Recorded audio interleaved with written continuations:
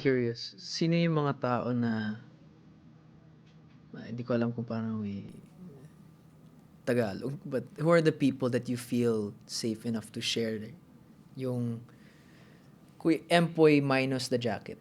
yung, ayun, who are the people you're willing to show and you feel safe showing that with? Kasi ako, honestly, yung time sa ABS na, yung time sa ASAP na talagang I could not, napapansin na ng mga fans na parang iba na si Edward. I can't, parang siguro kita nila sa mata ko. I don't know what. But I remember people would tell me na parang iba ka. Yung sakit siya sa showbiz, pero in real life I think it's okay. Yung sakit na meron ako lalo na dati is di ko kaya itago yung nafi-feel ko. Parang halatang halata. Until now, I think even these guys would know it na kung nainis ako or malungkot ako, minsan nakakita halata sa mukha ko. And so, I remember yung first time na pumunta akong church. The first time I talked to Pastor James was in his, and I told you, kinuwento ko sa'yo yun. And that's the time that I felt na parang, for the first time in 3 years na, at least, kayo kuya, na you learned how to take it off. Ako, di ko matanggal lang. Kaya siguro 3 years, 4 years na ako na, naglast sa showbiz. Kasi I didn't know how to handle it talaga. So, paano mo na-handle yun? And who did you go to pag may mga ganon? Ang hirap nun sa'yo. Naunawaan kita. Naintindihan kita. Pero sobrang, ako naman, ganun ginagawa ko lagi. Alam mo yung, kaya nasabi ko na, lahat ng mga kasalamuha ko sa industriya, on and off camera, panay patawa ko, panay ganyan, maharot, something ganyan. Kaya minsan sa pagka rest day, nakikita nila sa my day ko, mag-isa na naman ako, nagbabike ako, nagganyan na naman ako. Parang yung nagbabasa ako ng libro sa ilalim ng puno, parang ganyan. Yun yung me time ko lang sa sarili ko, something ganyan. Parang may mga ganun tayo na something ganyan. It's yun yung time natin para mag-reflect tayo sa kanya, something ganyan. Mahirap explain, pero katulad kanina nung kunwento mo, yun. Introvert pa ba kayo, kuya?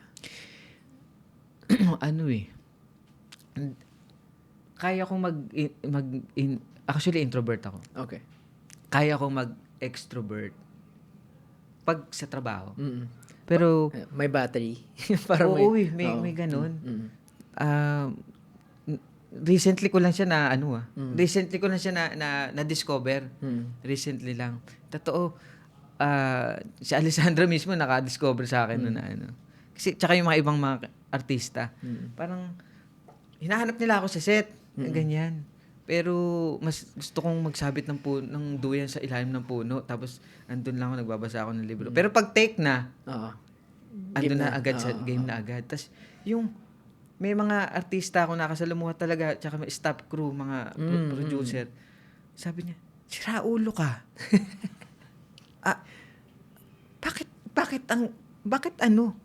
Bakit isang take lang? Ba't ang galing mo? Ba't ang galing? Ba't ginalingan mo? Ba't ganyan? Ba't nakakatawa ka? Ba't ganun?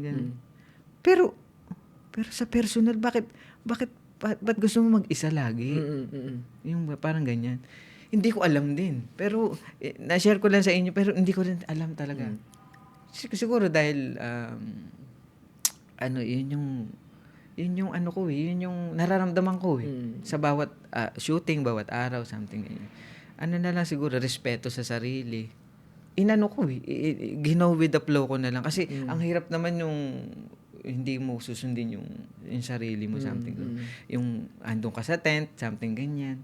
Tapos kung ano-ano maririnig mo na ayaw marinig ng tenga mo ng ganun. Yun lang siguro yun sa akin. Pero yun, alam naman ng industriya kung kung paano ako makisama sa kanila lahat. Yeah. At honestly, yun ang struggle ko. Personal. Syempre, I can't talk for everyone. May mga tao nag-e-enjoy.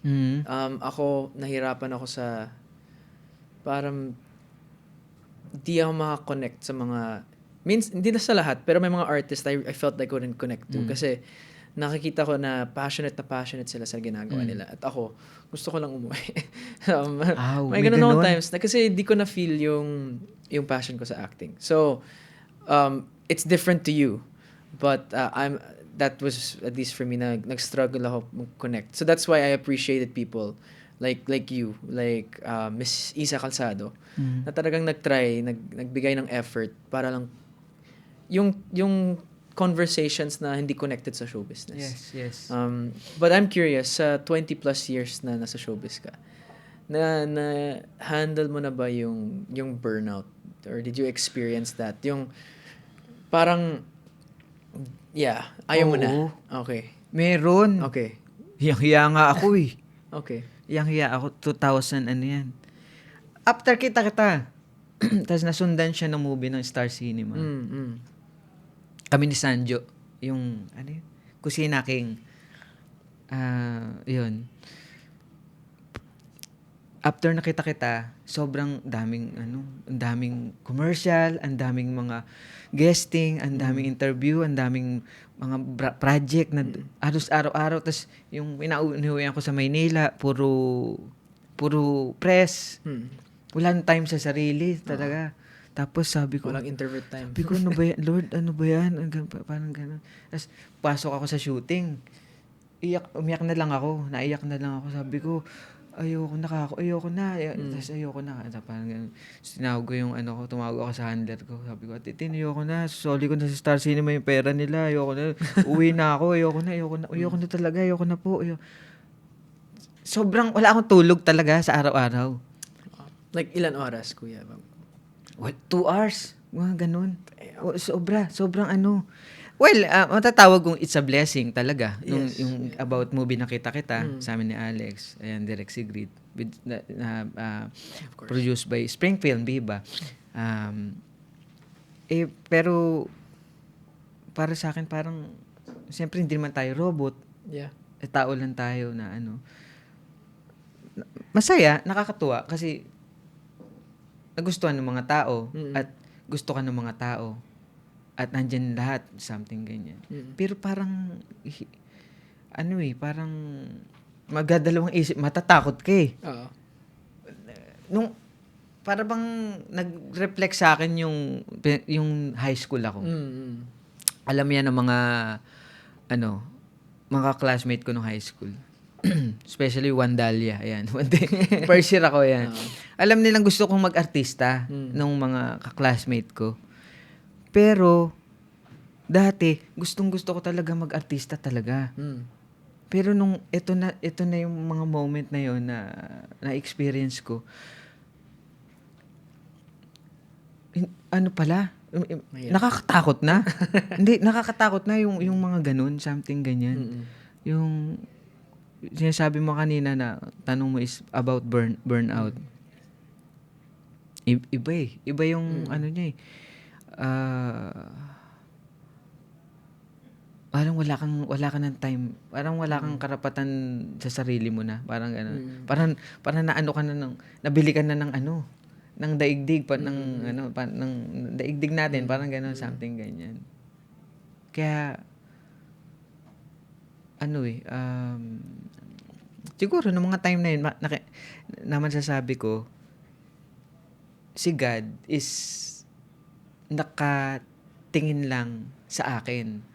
At siguro nakaganyan sa akin. Ganyan. Yan ang gusto mo, di ba?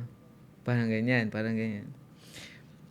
Pero, hindi iyan ang tunay na work. Yun nga sinabi ko sa inyo kanina. Alam mo yun, papatikimin niya tayo, pero hindi, papaisip niya sa atin kung worth it ba yun, o kung yun ba talaga yung ang kailangan natin dito sa mundo, or meron pang mas higit dun. Yun eh. Yun ang actually, I want to tell you, hindi pa siya, actually at this point, di ko alam kung nakalabas na yung episode.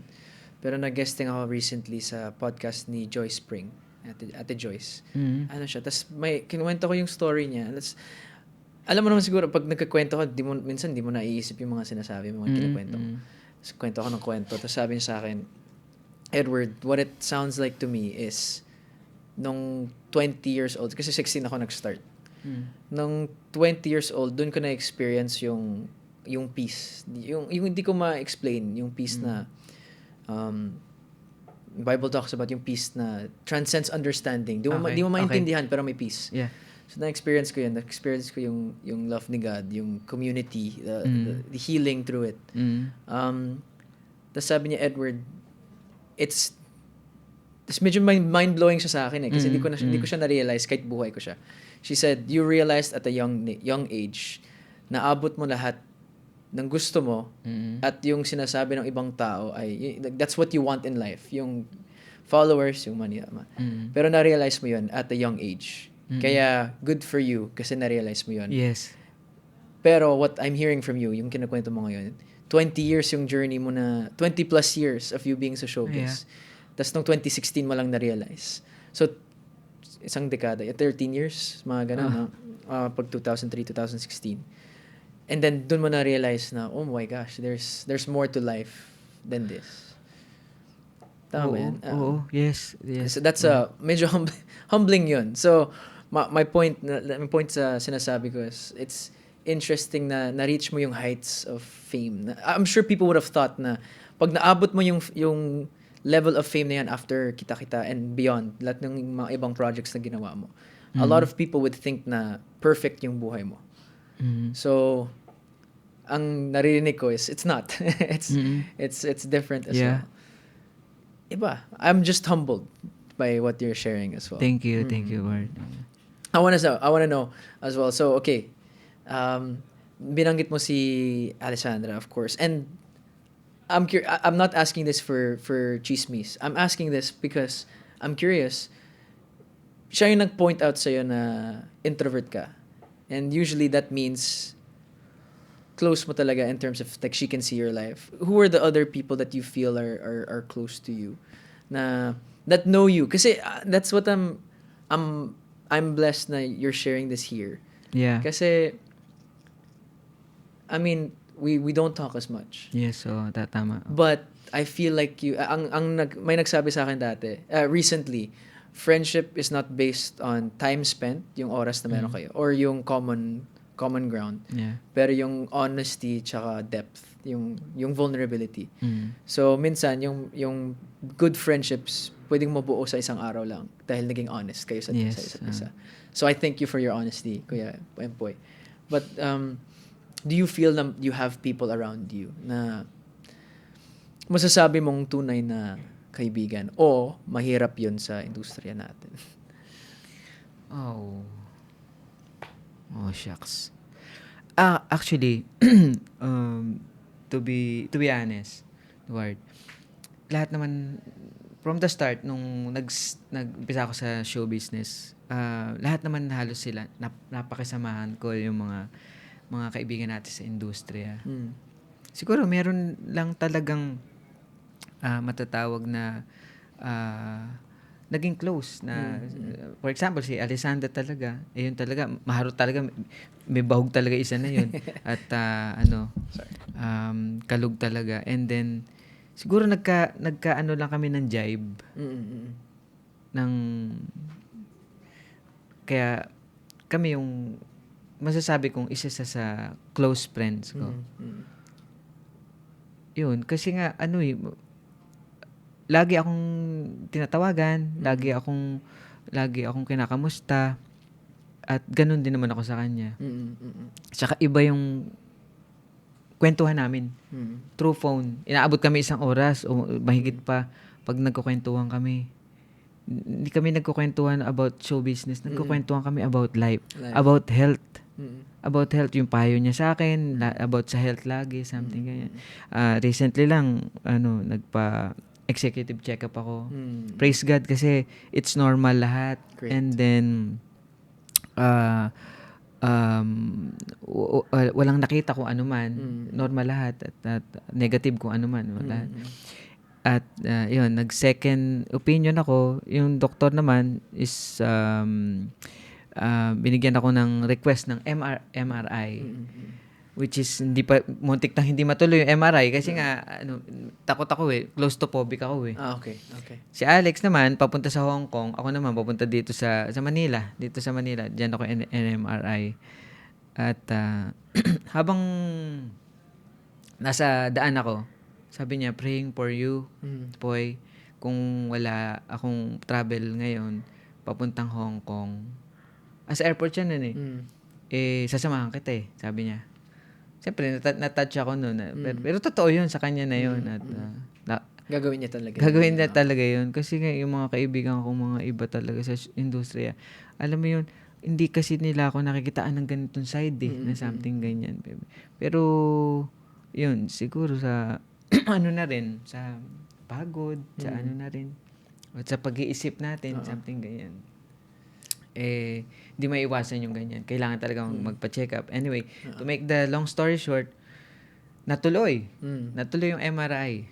Nung natuloy siya, tinatagan ko talaga. Sabi ko, Lord, sana makaya ko. Kasi nga, yung mga nurse talagang pinipilit nila ako. Sabi nila, andito na lang rin ikaw. Sir Empoy, gawin mo na. Kasi, lahat ng mapumunta rito, ginawa nila sabi ko, mauna ka. Kasi nga, Hindi nakakatulong yung mga ganun. may talaga ako, may claustrophobic talaga. Ang nangyari is, yung nurse, sabi ko, ate, kumikiro talaga, sakit talaga ng ulo ko, te. Kaya nga, sir. Sabi niya. Ituloy na natin to. Sabi ganyan. And then, pwede po ba mag-request? Pwede po may kasama ako. Pamangkin ko po. Yan, ganun, something ganyan. O sige. Sige po. Pumayag. Okay. Habang nandun ako sa, MRI. Yung pamangkin ko, hawak ko yung kamay. And then, may binigay sa akin na parang button. Pagka pinasok ka pala dun, pag hindi mo kaya, pagka nagkakakawag ka dun, pindutin mo lang yun, i-stop nila. Ang ginawa, dire-diretso na. Pagpikit ko talaga, dahil nanonood nito, sorry guys. Ito talaga yung nangyari. Talagang, napaka-excited nung nangyari. 30 minutes siya Yeah, matagal siya. Yung MRI. Matagal Pero yun, nakapikit lang talaga akong ganun. Hindi ako gumalaw. Kasi pag gumalaw ka, i-restart umpisahan ulit. Nakaganon ako. Pag pikit kong ganyan, sabi ko, Lord, kayo na po bahala. Pag pikit ko, nakita ko si Alessandra. Kinuwento ko sa kanya yan Nakita ko si Alessandra. Tapos, nakasakay siya sa, nakasakay ba siya? Nakasakay siya sa kabayo. Tapos nakadarna siya. Parang ganun yung suot. Siyempre, matatawa ko. Nakaganon ako. Oh, shucks. Lex, pati pa naman dito. Hindi ganun. Kasi nga, magkausap kami. Yeah. Sinendan pa niya ako ng mga worship song. Pakinggan mo yan. Kasi merong headphone dyan na... pwede yun. Yun. Pwede yun. Kaya lang, hindi pala pwedeng... kasi may sarili silang sounds doon. Okay. Na papakinggan. Yun yung pinakinggan ko. Which is... okay din kasi about healing din, about flow ng water, mga forest, parang ganyan, mga birds humming, mga ganun. Nakatulong din siya. Pero sabi ko sa sarili ko talaga, hindi ako talaga didilat kasi pag dumilat ako baka makita ko yung mukha ko, matawa ako. Kasi may salamin May salamin ganyan hindi talaga ako dumilat talaga. Hindi. Okay lang nakwento ko to, di ba? Go. Okay lang. Lahat ng gusto mo. Guys, na kayo, pagtawanan nyo na ako, pagtatawanan nyo ako, pero nakakatawa talaga to. Claustrophobic talaga ako, pero nung narinig ko, actually, ang tunog nun parang may gumagawa ng bahay, ng condominium o something ganyan. Yung basta may nagmimina, dug, pak, dug, pak, parang ganun, parang nagsa-sound check na na ganun. Pero nalampasan ko lahat, Ward. Alam mo kung bakit? Dahil sa kabutihan niya. Sabi niya, pagod na yung anak ko na to. Lagi niya iniinda. Ang sakit kasi ulo ko, kaya ako ang sakit dito. Wala akong tinutulog. Lagi ako lagi ako nagtatawag ng mga kaibigan, sa family ko, members ng family ko, nakausap, sabi ko, ang sakit ka ako, ganyan. Pero, nung na talaga, hindi ko talaga hindi ko nakinaya. Alam mo yan, nung road manager ko ni Ate Frankie, sobrang, ang sakit talaga, nakikita talaga niya, nung sa mga, sa mga guesting ko, sa mga natin, ang tawag sa mall show, sa mga lahat. Pero walang dahilan, walang Wala. diagnosis? Siya, may CD pala yun eh. May CD. Tapos, 6 hours nung ginawa yung MRI na yun, nakuha na. Nakuha na yung, yung, ang tawag doon? Yung parang scan. Sinend sa, Gmail. Okay. Nung sinend sa Gmail, syempre, sinend ko agad sa may doktor ko. Tapos nag-pray talaga ako. Sabi ko, oh shucks, Yun eh, Ate Frankie. Gumagawa kami ni RC Muñoz, ni Mona ng bagong show ngayon, basta bagong show. Sabi niya, Winsan, magpagaling ka, ganun. Pagpe-pray kita, ganyan. Madami talaga nakaalam nito na masakit yung ulo ko. Pero, recently ko na lang sinabi na nagpa-MRI ako. Yun yung, kwento ko nun sa journey ng MRI is, sa kabutihan ng Panginoon, walang nakita sa brain. It's normal lahat. About everything is fine. Normal talaga lahat. At masasabi ko nakahinga ako ng maluwag, ng maayos. Nung natapos ko yung session ng MRI. Kasi matagal talagang panahon na buhay ako sa mundo. Pero hindi talaga ako nagpapaganon kasi nga may claustrophobic talaga ako. Kaya guys, yung mga claustrophobic dyan, itry nyo guys. Tsaka tirinay nila, yung hindi nila kailangan. No, I'm not gonna lie, hindi rin ako mahilig sa tight spaces. Hindi ko alam kung claustrophobic ako. Pero ayoko rin itry. Grabe kasi, talaga. At talaga sa sides na hindi ako makahinga ng... Yes, yung alam mo sa sarili mo na... Yes, okay. Di lang ako nag-iisa.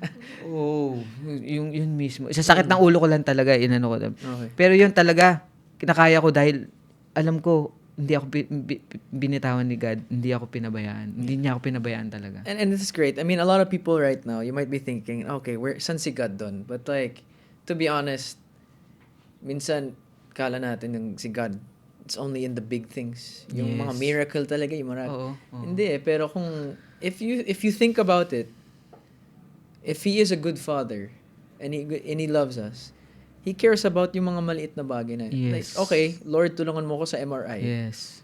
May kaibigan ako dati, sabi niya, tinanong ko siya, hey, have you prayed about this? Sabi niya, hindi, ayoko magsayang ng prayers doon baka maubos yung prayers ko sa maling bagay. I'm like, siguro hindi naman ganun si God May limitation yun sa kanya. Wala naman limit yun So, pwede mong ipag-pray lahat ng gusto mo, like kahit maliit na bagay. And tama, God cares. God cares about the small things. What I wanna ask you just one more, maybe a couple more questions, Kuya Empoy, kasi and I'm asking this because I want to be better sa mga ganitong bagay. Lahat ng mga kaibigan ko,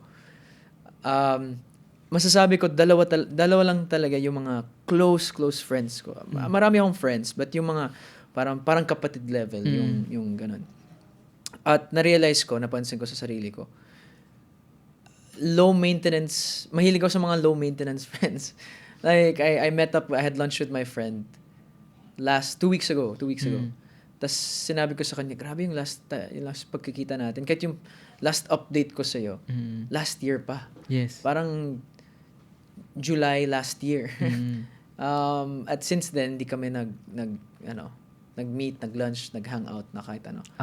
At kasal na siya, ako single pa. And And I'm like, oh my gosh, pag nagka-family ako, nagka-asawa ako, paano pa? Like, what will happen? And then I realized, okay, low maintenance. So, I just, yung big revelation, last 3 weeks lang to, sabi ko, I have to be better at taking care of my friends. Etong team ko nga, I'm not gonna lie, 1 month hindi kami nag-uusap, kami ni Angge lang. Tapos si Ate Angge, kaya blessed ako sa mga ganitong. Amen. I really am. Like, I love you guys. I hope you know Amen. that. I'm not always the best at telling it consistently, but I really do. Like, you guys mean a lot to me. But then, madaling sabihin, mahirap. Kaya sinabi ko, mag-lunch, mag-dinner na lang tayo, guys. Kasi, again, I don't think I'm the best friend to people. And what I hear about you and Alessandra, and I'm sure may iba kang friends, ano yung advice mo sa mga tulad ko na has to be better taking care of your friends? Kasi naiisip ko si Darren at si AC, si Kuya Robbie, and I'm like, okay, they love me, I love them. Yeah. Pero minsan, sariling kapatid, sorry Laura, kakwento ko na to. Nag-away kami ng kapatid ko. Kasi, I told her about a big milestone sa buhay ko. Sabi ko, Laura, parang ito yung gusto kong gawin. Nagalit siya. Pero hindi siya nagalit dahil sa mga sinabi ko, sa mga pangarap ko. Nagalit siya kasi yun ang first time na kinuwento ko sa kanya. Yung ate ko nasa Europe, nasa London siya. Ako nasa Pinas. Wala kaming common circles. Bukod sa family namin, wala kaming in common. Lahat ng gusto kong gawin, iba sa gusto niyang gawin. So, she's like, why are you only telling me this now? Parang, at nagalit siya, naiyak siya. Love you, Lord, sorry. Dahil, di ako nagsishare sa kanya. So, I'm asking you, ano yung mga tips mo? Tumatawag ka sa mga family, friends mo. I know, even when I asked you, kung pwede kong i-share, yung time na I asked you, how can I pray for you? Yes. You said, yes. pray for my family, pray for Yes, them. And yes, I said, oo. grabe, like, yung intentionality mo sa mga Mag-uusap tayo friends sa and Viber family. nun, Oo. sa Viber nun. And so, I'm like, grabe. That's where I've been inspired by your life. Yeah. Na, di lang sa humility mo, pero sa intentionality mo sa mga kaibigan at sa yung mga mahal mo sa buhay. So, how do you do it? Ano yung mindset mo sa family and sa friends mo? Because I think I have to get better sa mga ganun bagay.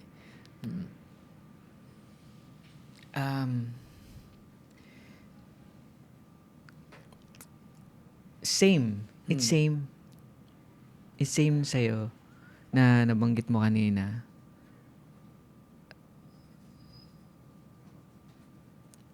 Ano mahirap explain, pero naunawaan naman nila. Naunawaan nila eh.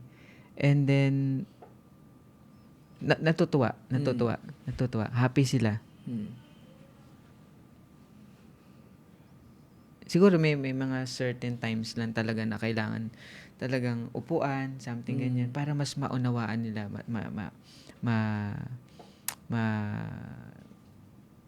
maintindihan nila yung purpose talaga sa buhay. Kung bakit ko kailangang minsan nakapagkwento ko sa kanila ng ganyan, something ganyan. Yun talaga eh. Yun eh. At alam ko, Edward, naunawaan mo to kasi minsan mo rin, napapagdaanan mo rin yung ganito. Mahirap siyang explain eh. Pero nangyayari siya at nakakaya natin kasi sa tulong niya. Hindi natin kaya kapag hindi natin kayang yung mga ganitong sitwasyon, katulad nung kaninang recently na kinuwento mo, kapag walang wala siyang pinakita na daan, na way. Yun. So, Lord, help me. That's my takeaway, Lord, help. Siguro, tsaka yung para sa akin siguro, balikan mo sila. Balikan mo. Hindi pa huli lahat. At merong gusto si God na ipagawa sa'yo. Amen. At naunawaan mo yun unti-unti. Thanks, Kuya Poy. I want to know though, last question. Sa mga ibang nakarelate sa kwento mo, Yeah. Siguro di lang sa show business, pero sa mga casual viewers ng show na to. Ano ba yung mensahe mo sa kanila? Ano ba yung gusto mong sabihin sa kanila? Yes, ano ulit ang title ng ano mo? Painfully Human Podcast. Painfully. Painfully Human. Painfully Human Podcast. Ayan. Sa lahat ng mga televiewers, ang luma ng televiewers. Sa lahat po ng mga nanonood dito sa Painfully Human Podcast ni Edward, gusto ko lang pong i-share sa inyo, gusto ko malaman nyo na lahat naman po tayong mga tao is may pinagdadaanan sa buhay. May mga struggle, may mga kalungkutan, may mga anxiety, depression. Pero gusto kong malaman nyo na huwag kayong susuko dahil kung ano man yung mga pinagdadaanan nyo ngayon sa mga panahon na to, pinagdaanan nyo dati, pagdadaanan nyo pa sa mga susunod na araw, huwag kayong susuko kasi sa lahat ng mga kadiliman na mga dadaanan natin at sa lahat ng mga lubak na dadaanan natin, sa dulo nun, may liwanag at yun ang ipapakita sa atin ng Panginoon at kasama natin si God dun. Beautiful. Everyone, Empoy, Marquez, I love you, Kuya Empoy. I love you so much. Thank you for it. Thank you. Thank you. Meron kaming ginagawa dito every time. Mahilig ako sa sports. At isa sa mga dream moments ko yung... Jackstone ba yan? Hindi. Ano ba to? Kung pwede Sorry, lang. sorry. Ano siya, kung ready na si Tristan, isa sa mga favorite moments ko yung pinapirmahan nila yung camera. Totoo ba? Ano Kaya ba? gagawin natin yun Shucks. ngayon. Okay. We want your signature para Okay. magaya namin yung signature mo sa sa bank. Para we can do that. But eto na. Okay. Sige. Remember your time here on the podcast. Alright. Can you show them where, Tristan? Here? Yan. Gitnang-gitna tayo. Yan. Pirma ko talaga. Ay, wag yung yung fake lang, yung fake. Yung pirma na ano. Okay. Yung hindi sa hindi sa Okay, bank. sige. Para yan. Okay. 1, 2. 2, 3. Bam. Perfect. Yan, ibebenta ko yun kapag wala na ako pera. Ano na? Oh. Ay. Oh. Wait lang. That's- Nakasentro ba yung ano? May buhok ba sa ilong? Love you, brother. I hope Love you now too, we can man. have more. I like it because I already think I know what I want to call the title of this episode. I want to call this the least funny interview with Kuya Empoy. Kasi I value your true story, your heart, your Yes. stories more than your jokes. Thank you. And I hope, please, yung if I have one request from everyone viewing, if you see Kuya Empoy in the mall, in the store, sa MRT, di ko alam kung saan, yung mga yung drivers, yung mga bookings, or whatever, if you see him, just say hi. Don't say, patawa ka naman. just be nice to him. And, Hindi, ganito sabihin nila. Hi! Patawa ka naman. I love you guys. Love you guys. Thank you so much. I love you, Kuya Empoy. Love you. We'll see you again on the Painfully Human Podcast. All Bye, right. guys. Shakaka. Love you, Kuya.